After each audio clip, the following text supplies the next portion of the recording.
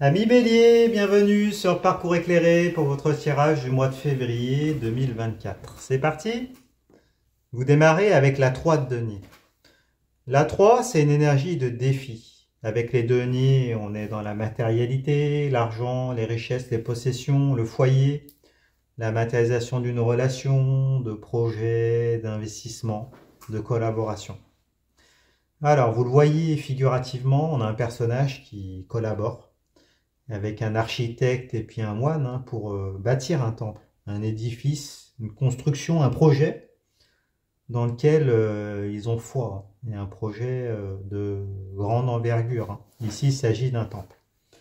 Donc plusieurs cas de figure, si c'est une personne à laquelle vous pensez, il y aura peut-être l'opportunité là de construire la relation, peut-être de construire une famille, ou au moins lancer des projets communs dans lesquels vous avez foi et qui vont s'inscrire dans la durée, de manière pérenne.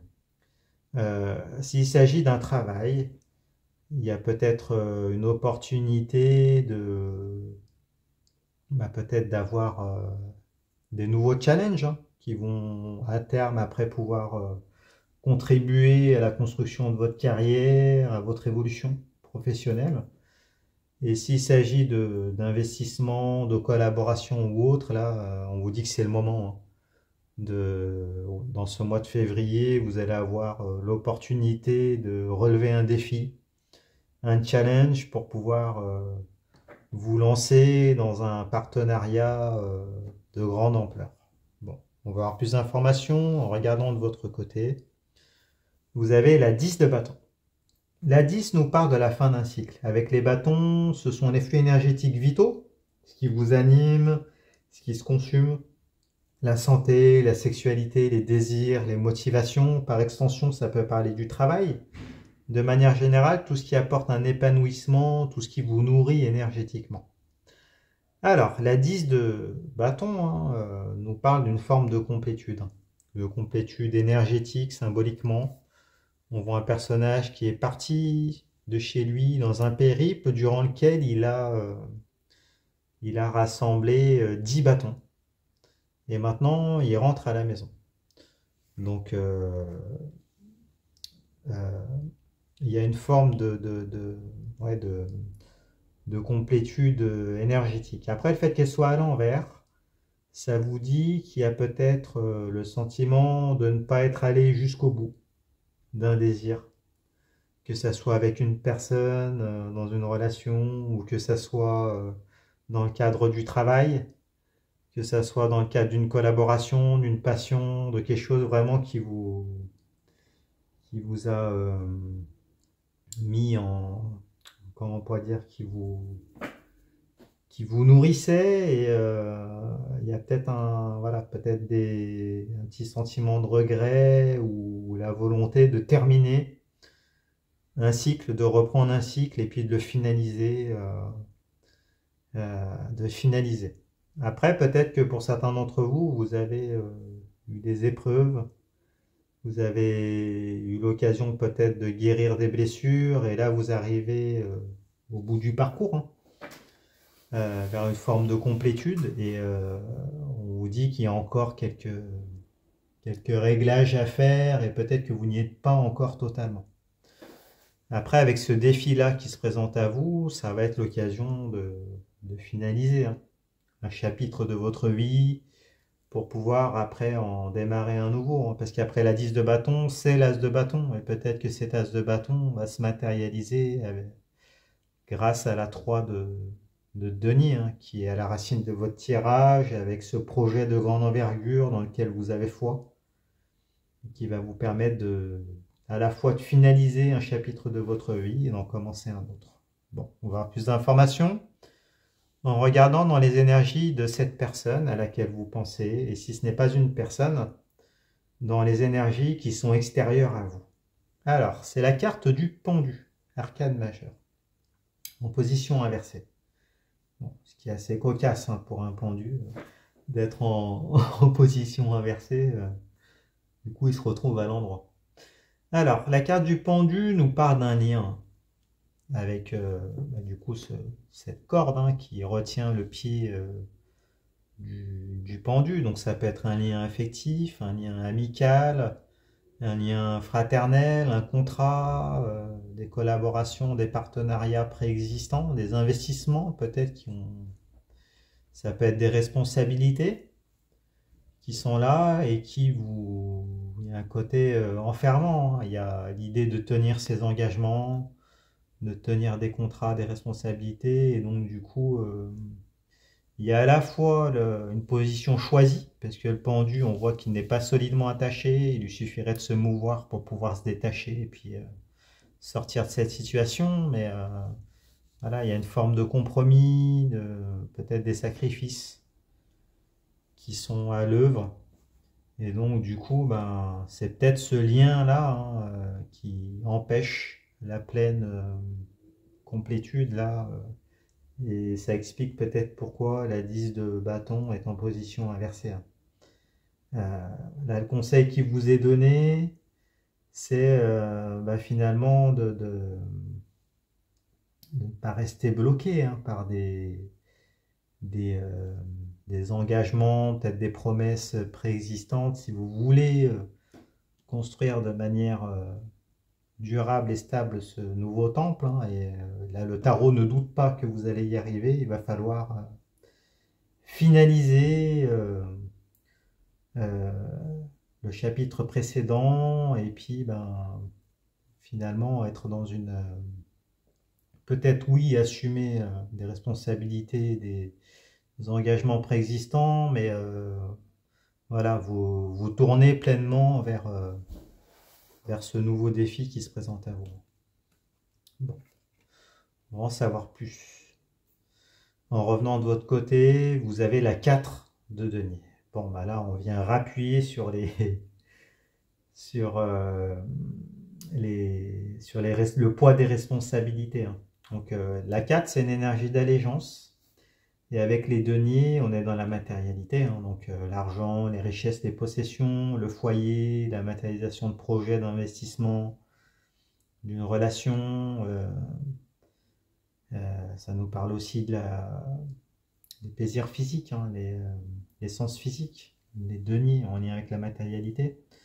Donc là, le fait qu'elle soit à l'envers, ça nous parle de prise de responsabilité, hein, de choix qu'il faut continuer d'assumer, et il y a une forme de sacrifice de soi pour assurer la pérennité d'une situation. Donc là, elle fait écho à la carte du pendu, hein, qui veut dire sensiblement la même chose, c'est le poids des engagements, le poids des promesses et les responsabilités assumées, et en même temps cette forme de sacrifice de soi hein, qui vient vous freiner dans la clôture, qui vous empêche d'atteindre la pleine complétude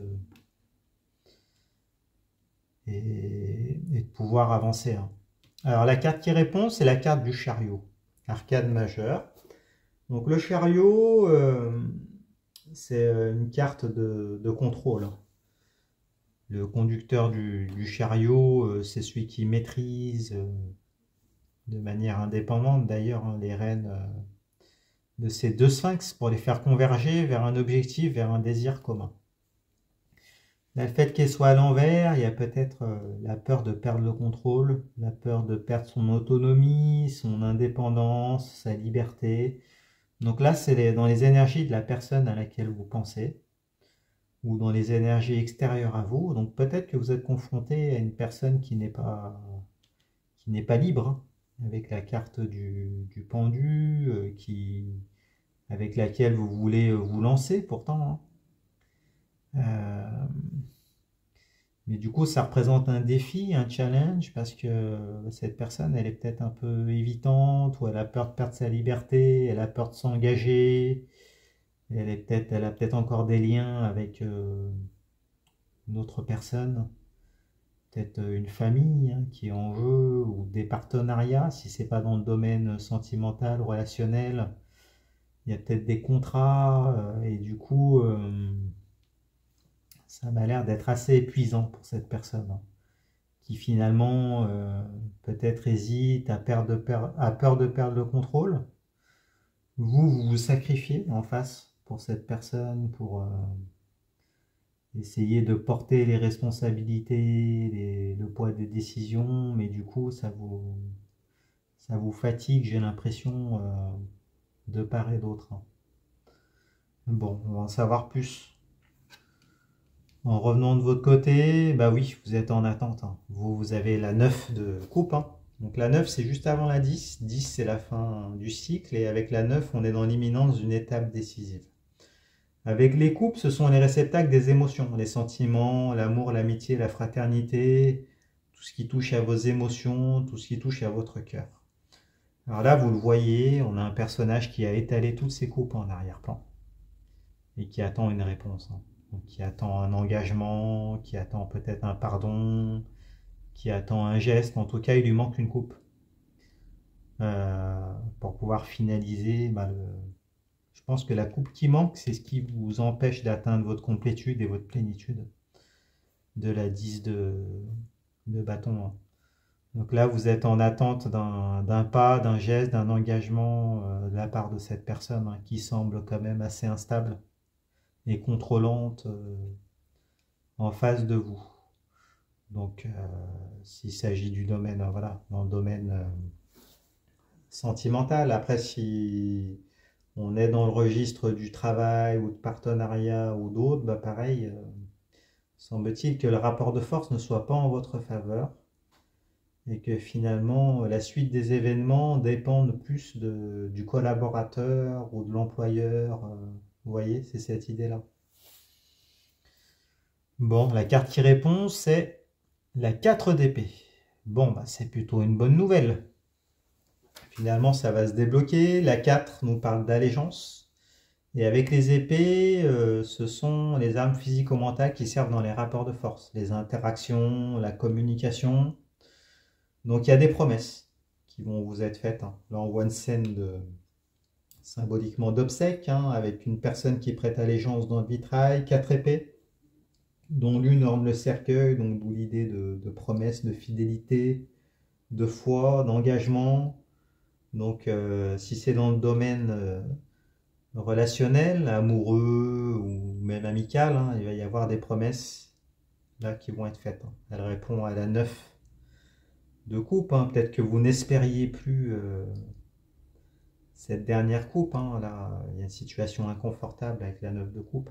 Une attente peut-être qui a trop duré. Une impatience, sinon. Et là, du coup, ça y est, l'engagement que vous attendiez arrive. Et vous allez pouvoir vous projeter sur le long terme, dans une relation ou un partenariat plus pérenne. Et là, ce qui est pas mal, c'est que finalement, les gages qui vous sont donnés, ça vient répondre à la 3 de Denis, avec ce défi, cette construction, ce temple, ce projet dans lequel vous croyez, finalement, cette personne y croit aussi, finalement. Même si elle veut peut-être quand même garder le contrôle sur ce qui va se passer, il y a des gages, des promesses, un engagement qui va vous être donné. Alors, on regarde comment ça va se terminer, tout ça, cette histoire. Alors, il y a la 6 d'épée. La 6 nous parle de quête, de conquête. Les épées sont les armes physico-mentales qui servent dans les rapports de force. La communication,